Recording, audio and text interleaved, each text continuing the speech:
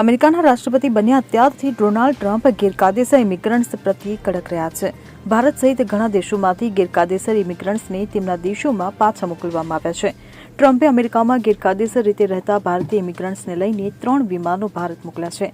હથકડી પહેરેલા આ ભારતીયોના ફોટા અને વિડીયો પર ઘણો હોબાળો થયો હતો.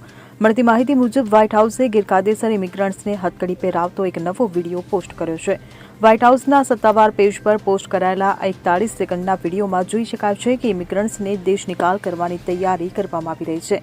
એક પોલીસ અધિકારી એક સ્થળાંતર કરનારને દેશ નિકાલ માટે તૈયાર કરતો જોઈ શકાય છે.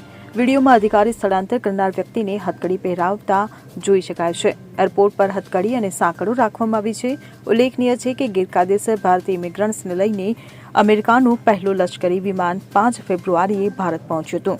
ગેરકાયદેસર ભારતીય ઇમિગ્રન્ટ્સનો પહેલો જથ્થો અમેરિકન C-17 વિમાન દ્વારા ભારત પહોંચ્યો હતો. આ વિમાનમાં 104 ભારતીયો સવાર હતા. જાણકારી મુજબ અમેરિકાથી ડિપોર્ટ કરાયેલા ભારતીયોને મેક્સિકો અમેરિકા સરહદ પરથી પકડવામાં આવ્યા હતા. એવું કહેવામાં આવી રહ્યું છે કે તેઓ ભારત છોડીને કાયદેસર રીતે ગયા હતા, પરંતુ તેમણે ડંકી રૂટથી અમેરિકામાં પ્રવેશવાનો પ્રયાસ કર્યો હતો.